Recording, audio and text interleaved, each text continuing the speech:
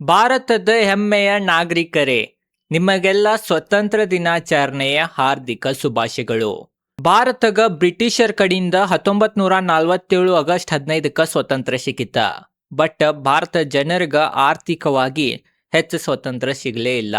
ಭಾಳ ಕಡಿಮೆ ಜನ ಭಾಳ ಹಣವನ್ನ ಭಾರತದಾಗ ಗಳಿಸಿರ ಮತ್ ಇನ್ನ ಸ್ವಲ್ಪ ಜನ ಗಳಸಾಕ ಪ್ರಯತ್ನವನ್ನ ಪಡತಾರ. ಅದ್ರಾಗನು ಮೇನ್ ಸ್ವತಂತ್ರ ಸಿಕ್ಕರನು ಆರ್ಥಿಕವಾಗಿ ಯಾಕೆ ಸ್ವತಂತ್ರ ಸಿಕ್ಕಿಲ್ಲ ಅನ್ನಕ್ ಮೇನ್ ಕಾರಣನ EMI.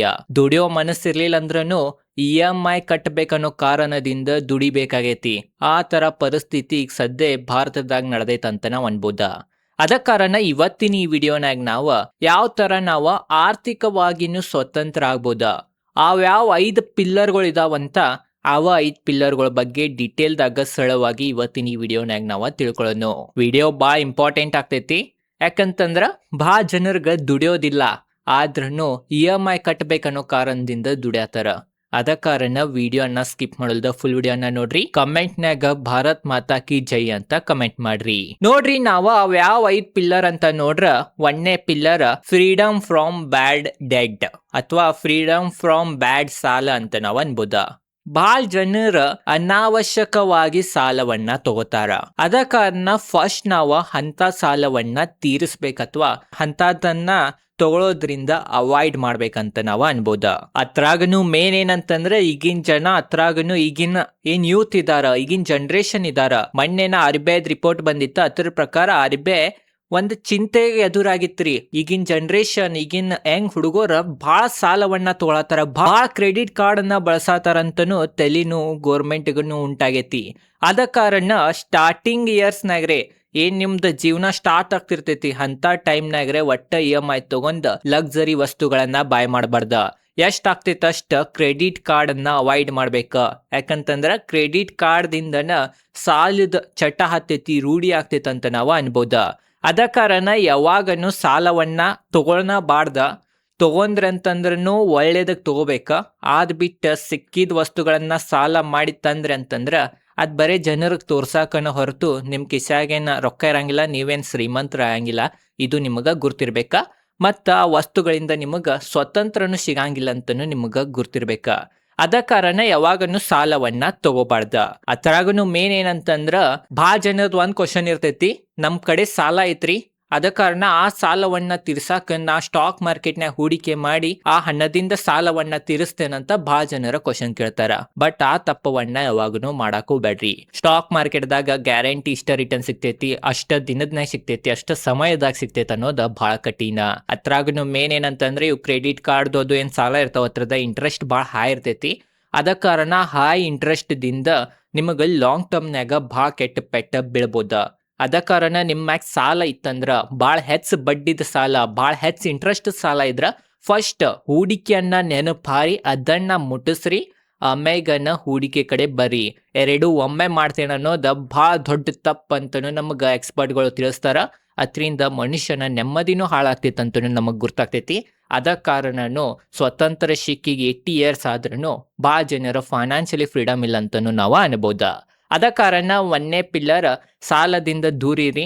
ಅದ ನಿಮಗ ದುಡಿಯೋಂಗ್ ಮಾಡತೈತಿ, ಅದ ನಿಮಗ ಹಗ್ಲಿ ರಾತ್ರಿ ದುಡಿಯೋಂಗ್ ಮಾಡತೈತಿ ಅಂತನು ನಾವು ಅನ್ಬೋದ. 2ನೇದ್ ಏನಂತಂದ್ರೆ ಎಮರ್ಜೆನ್ಸಿ ಫಂಡ್. ಯಾವಾಗನು ನಿಮ್ ಕಡೆ 6 ತಿಂಗಳದ ಎಮರ್ಜೆನ್ಸಿ ಫಂಡ್ ಇರ್ಬೇಕ.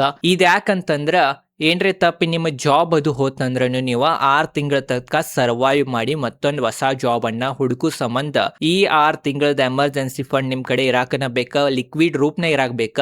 6 ತಿಂಗಳದ ಎಮರ್ಜೆನ್ಸಿ ಫಂಡ್ ಅಂತ ನೀವು ಯಾವ್ದ್ರ ರಿಯಲ್ ಎಸ್ಟೇಟ್ ಬಾಯ್ ಮಾಡ್ರಿ ಅಂತಂದ್ರೆ ಉಪಯೋಗ ಇಲ್ಲ. ಯಾಕಂದ್ರೆ ರಿಯಲ್ ಎಸ್ಟೇಟ್ ಬೆಲೆ ಇರ್ತೈತಿ, ಅದು ಬಹಳ ಒಳ್ಳೆ ಅಸೆಟ್ ಅಂತೀವಿ. ಬಟ್ ಅದ ಲಿಕ್ವಿಡನ ಇಲ್ಲ.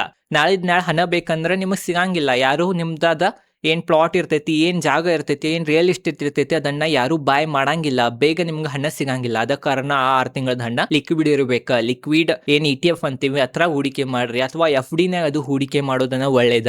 ಈ 6 ತಿಂಗಳದ ಎಮರ್ಜೆನ್ಸಿ ಫಂಡ್ ನಾಗ ಹೆಚ್ಚು ರಿಟರ್ನ್ ಅದ ಆಸೆಯನ್ನ ಪಟ್ಟ ಇನ್ ಲಿಕ್ವಿಡ್ ಅಸೆಟ್ ನ ಹೂಡಿಕೆ ಮಾಡ್ರನು ಬಹಳ ದೊಡ್ಡ ತಪ್ಪಾಗ್ತೈತಿ. ಅದ ಕಾರಣನು 2ನೇ ಮೇನ್ ಪಿಲ್ಲರ್ ಎಮರ್ಜೆನ್ಸಿ ಫಂಡ್ ಅನ್ನು ನಿಮ್ ಕಡೆ ಇರಾಕನ ಬೇಕ. ಅಂದ್ರ ನೀವು ಫ್ಯೂಚರ್ ನಾಗ ಫೈನಾನ್ಷಿಯಲಿ ಫ್ರೀಡಮ್ ನೀವು ಆಗ್ಬೋದಂತ ನಮಗ ಎಕ್ಸ್ಪರ್ಟ್ ಗಳು ತಿಳಿಸ್ತಾರ. ಮತ್ತ 3ನೇ ಪಿಲ್ಲರ್ ಏನಂತಂದ್ರ ಇನ್ಶೂರೆನ್ಸ್ ಕವಚ. ಯಾವಾಗನು ಟರ್ಮ್ ಇನ್ಶೂರೆನ್ಸ್ ಮಾಡ್ರಿ, ಹೆಲ್ತ್ ಇನ್ಶೂರೆನ್ಸ್ ಮಾಡ್ರಿ. ಏನ್ರಿ ಗಾಡಿ ತಗೊಂಡಿರಿ ಅಂತಂದ್ರ, ವಾಹನವನ್ನ ಬಾಯ್ ಮಾಡಿದ್ರಿ ಅಂತಂದ್ರ ಫುಲ್ ಇನ್ಶೂರೆನ್ಸ್ ಮಾಡ್ರಿ. ಯಾವಾಗನು ಇನ್ಶೂರೆನ್ಸ್ ಒಂಥರ ಕವಚ ಇದ್ದಂಗ. ಯಾವಾಗನು ನಿಮ್ಗ ಇನ್ಶೂರೆನ್ಸ್ ಕೆಟ್ಟ ಸಮಯದಾಗ ಉಪಯೋಗ ಆಗೇ ಆಗ್ತೈತಿ. ಆದ್ರಿಂದ ನಿಮ್ದು ಏನ್ ಲಾಂಗ್ ಟರ್ಮ್ದ ಸೇವಿಂಗ್ ಇರ್ತೈತಿ, ಏನ್ ಲಾಂಗ್ ಟರ್ಮ್ದ ಇನ್ವೆಸ್ಟ್ಮೆಂಟ್ ಮಾಡಿರ್ತೀರಿ ನೀವು ಒಂದು ಗೋಲ್ ಅನ್ನ ಇಟ್ಕೊಂಡ, ಅದಕ್ಕೇನು ಧಕ್ಕೆ ಬರಂಗಿಲ್ಲ. ಅದ ಕಾರಣನು ಯಾವಾಗನು ಇನ್ಶೂರೆನ್ಸ್ ಅನ್ನು ಮಾಡಾಕನ ಬೇಕಾ. ಕುಟುಂಬದ ಭವಿಷ್ಯದ ರಕ್ಷಣೆಗಾಗಿರೇ ಇನ್ಶೂರೆನ್ಸ್ ಇರಾಕನ ಬೇಕಂತ ನಮಗ ಎಕ್ಸ್ಪರ್ಟ್ಗಳು ಇಲ್ಲಿ ತಿಳಿಸ್ತಾರ. ಅದ ಕಾರಣ 3ನೇ ಪಿಲ್ಲರ್ ಇನ್ಶೂರೆನ್ಸ್ ಅನ್ನು ಮಾಡ್ರಿ. ಮತ್ತ 4ನೇ ಪಿಲ್ಲರ್ SIP ಬ್ರಹ್ಮಾಸ್ತ್ರ ಅಂತ ನಾವು ಅನ್ಬೋದ. ವೆಲ್ತ್ ಇಂಜನ್ ಅಂತಾನು ಕರೀತಾರ. ಯಾವಾಗನು SIP ಮಾಡ್ರಿ ಅಂತಂದ್ರೆ ಲಾಂಗ್ ಟರ್ಮ್ನ ನಿಮಗ ಒಳ್ಳೆಯ ನಿಮ್ಗ ಲಾಭ ಆಗ್ತೈತೆ ಅಂತಾನು ನಮಗೆ ಎಕ್ಸ್ಪರ್ಟ್ಗಳು ತಿಳಿಸ್ತಾರ. ಅದ ಕಾರಣ ಪ್ರತಿ ತಿಂಗಳು ನೀವು SIP ನು ಮಾಡಾಕನ ಬೇಕ. SIP ದಿಂದ ನೀವು ಲಾಂಗ್ ಟರ್ಮ್ನಾಗ ಫೈನಾನ್ಷಿಯಲಿ ಫ್ರೀಡಮ್ ಆಗ್ಬೋದ. ಇದ ನಿಮಗ ಲಾಂಗ್ ಟರ್ಮ್ನಾಗ ಫೈನಾನ್ಷಿಯಲಿ ಫ್ರೀಡಮ್ ಮಾಡ್ತೈತಂತನೂ ಎಕ್ಸ್ಪರ್ಟ್ಗಳು ನಮಗೆ ತಿಳಿಸ್ತಾರ. ಅದ ಕಾರಣ ನೀವು ದುಡ್ಯಾಕ್ ಹೋಗ್ಬೇಡ್ರಿ, ಹಣವನ್ನ ದುಡಿಸ್ರಿ. ಅದ ಕಾರಣ ಸಿಸ್ಟಮ್ಯಾಟಿಕ್ ಇನ್ವೆಸ್ಟ್ಮೆಂಟ್ ಪ್ಲಾನ್ SIP ಅನ್ನ ಮಾಡ್ರಿ. ಅಂದ್ರ ನೀವು ದುಡಿಯೋಕ್ಕಿಂತ ಹಣನ ದುಡಿದ್ ನಿಮಗ ಕೊಡ್ತೈತಿ. ಅದರಿಂದನ ನೀವು ಸ್ವತಂತ್ರವಾಗಿ ನಿಮ್ದು ಜೀವನವನ್ನ ನೀವು ಬದುಕ್ಬೋದ. ಅದ ಕಾರಣ SIP ಅಂದ್ರೆ ಏನ, ಎಲ್ಲಿ ಹೂಡಿಕೆ ಮಾಡ್ಬೇಕ, ಮ್ಯೂಚುವಲ್ ಫಂಡ್ ಅಂದ್ರೆ ಏನ ಎಲ್ಲ ಗೊತ್ತಿಲ್ಲ ಅಂದ್ರ ನನ್ನ ಚಾನಲ್ ಸಬ್ಸ್ಕ್ರೈಬ್ ಮಾಡ್ರಿ, ಎಲ್ಲಾ ಡಿಟೇಲ್ದಾಗ ತಿಳಿಸ್ತೇನಿ. ಮತ್ತ 5ನೇ ಲಾಸ್ಟ್ ಏನ್ ಪಿಲ್ಲರ್ ಐತ ಅದೇನಂತಂದ್ರ ಪೂರ್ಣವಾಗಿ ಸ್ವತಂತ್ರ. ಇಷ್ಟೆಲ್ಲಾ 4 ಮಾಡ್ರಿ ಅಂತಂದ್ರ 5ನೇದನ ನಿಮಗ ಸ್ವತಂತ್ರ ಸಿಗದಂಗಂತ ನಾವು ಅನ್ಬೋದ. 5ನೇದು ಏನಾಗ್ತೈತೆ ಅಂತಂದ್ರ ಇಷ್ಟೆಲ್ಲಾ ನೀವು ಸರಿಯಾಗಿ ಡಿಸಿಪ್ಲಿನ್ಲೆ ಕನ್ಸಿಸ್ಟೆನ್ಸಿವಾಗಿ ಮಾಡಿರಿ ಅಂತಂದ್ರ ನಿಮ್ದೇನ ಪ್ಯಾಸಿವ್ ಇನ್ಕಮ್ ಇರ್ತೈತಿ, ಆ ನಿಮ್ದ ಮಂತ್ಲಿ ಎಕ್ಸ್ಪೆನ್ಸಸ್ಗಿಂತನೂ ಹೆಚ್ಚಿರ್ತೈತಿ. ಅದ ಕಾರಣ ನೀವು ಪ್ರತಿ ತಿಂಗಳು ಖರ್ಚು ಮಾಡ್ರೂ ನಿಮ್ಮ ಕಡೆ ಹಣ ಬರ್ತಿರ್ತೈತೇನೆ ರೀ. ನೀವು ಆರಾಮದಾಯಕ ಜೀವನವನ್ನ ತೆಗಿಬೋದ. ಅದ ಕಾರಣ ಇಷ್ಟೆಲ್ಲ ನೀವು ಮೇನ ಪಾಲಿಸ್ಬೇಕಾವಾಗ ತನ್ನ 5ನೇದ ಬರ್ತೈತಿ. ಈಗ ಇಷ್ಟೆಲ್ಲ ಹೇಳದ್ನಿ, ಇಷ್ಟೆಲ್ಲ ನಿಮಗೆ ಕೇಳಾಕ್ ಭಾಳ ಈಜಿ ಅನ್ನಿಸ್ತಿರ್ಬೋದ. ಬಟ್ ಇಷ್ಟೆಲ್ಲ ಆಗ್ಬೇಕಂತಂದ್ರ ಲಾಂಗ್ ಟರ್ಮ್ದ ಒಂದು ವಿಷನ್ ಇರ್ಬೇಕಾ, ಪೇಷನ್ಸ್ ಇರ್ಬೇಕಾ. ನಾಳಿದ್ ನಾಳೆ ಈ ಥರ ಆಗಂತನಕ ಸಾಧ್ಯ ಇಲ್ಲ. ಅದ ಕಾರಣ ಈಗ ಇಷ್ಟೆಲ್ಲ ಮಾಡಿರಂತಂದ್ರ ಅದಕ್ಕೆ ಸಮಯನೂ ಕೊಡ್ಬೇಕಾ. ಇಷ್ಟೆಲ್ಲಾತ್ರನಾಗ ಏನು ಕಠಿಣ ಇಲ್ಲಾಗಿತ್ತ, ಭಾಳ ಈಸಿ ಅನಿಸ್ತಿರ್ಬೋದ. ಬಟ್ ಎಲ್ಲಕ್ಕಿಂತ ಕಠಿಣನೇ ಏನಂತಂದ್ರ ಸಮಯನ ಭಾಳ ಜನರಿಗೆ ಕೊಡಕ್ ಆಗಿಲ್ಲ. ಭಾಳ ಜನರ ತಾಳ್ಮೆಯನ್ನ ಕಳ್ಕೊಂಡನ ಇಷ್ಟೆಲ್ಲ ತಿಳ್ಕೊಂಡ್ರೂ ಲಾಂಗ್ ಟರ್ಮ್ನಾಗ ಹಣವನ್ನ ಗಳಿಸಂಗಿಲ್ಲ. ಅದ ಕಾರಣ ಸಮಯವನ್ನಾನು ಕೊಡ್ಬೇಕ. ಇವ 5 ಪಿಲ್ಲರ್ ಇದ್ದು ರೀ, ಇವತ್ತರಿಂದನ ನಿಮಗ ಆರ್ಥಿಕವಾಗಿ ಸ್ವತಂತ್ರ ಸಿಗ್ಬೋದಂತ ನಮಗ ಎಕ್ಸ್ಪರ್ಟ್ಗಳು ತಿಳಿಸ್ತಾರ. ಈಗ ಬಾರಿ ಲಾಸ್ಟ್ಗೆ ಏನ್ ಮಾಡೋಣಂತಂದ್ರ ನಾವು ಒಂದ ಸಂಕಲ್ಪವನ್ನ ತಗೊಳ್ಳೋಣ. ಇವತ್ತಿಂದ ನಾವು ಅನಗತ್ಯ ಸಾಲವನ್ನ ತಗೊಳಂಗಿಲ್ಲ, ಶಿಸ್ತಿನಿಂದ ಹೂಡಿಕೆ ಮಾಡುತ್ತೇವೆ. ಮತ್ತ ನಮ್ಮ ಕುಟುಂಬಕ್ಕೆ ನಾವು ನಿಜವಾಗಿ ಆರ್ಥಿಕ ಸ್ವತಂತ್ರವನ್ನ ತಂದು ಕೊಡ್ತೇವಂತ ಸಂಕಲ್ಪ ತಗೊಳ್ಳೋಣ. ಮತ್ತ ಇದನ್ನ ನಾವು ಡಿಸಿಪ್ಲಿನ್ಲೆ ಪಾಲಿಸೋಣ. ಒಂದ್ ಮಾತ್ರ ನಿಮಗ್ ಗುರ್ತಿರ್ಬೇಕ, ಭಾರತಗನ್ನು ಸ್ವತಂತ್ರ ಸಿಗ್ಬೇಕಂತಂದ್ರೆ 200 ವರ್ಷ ಹಿಡಿತ. ಅದ ಕಾರಣ ಇಂಥ ದೊಡ್ಡ ದೇಶಗ, ಇಂಥ ದೊಡ್ಡ ಜನಸಂಖ್ಯೆ ಇರೋ ದೇಶಗನ್ನ ಸ್ವತಂತ್ರ ಸಿಗ್ಬೇಕಂದ್ರೆ 200 ಇಯರ್ಸ್ ಹಿಡಿತಂದ್ರ ನಾವೊಬ್ಬರ ವ್ಯಕ್ತಿ ಇದೇವಿ, ನಾವೊಬ್ರು ಸಾಮಾನ್ಯ ವ್ಯಕ್ತಿ ಇದೇವಿ.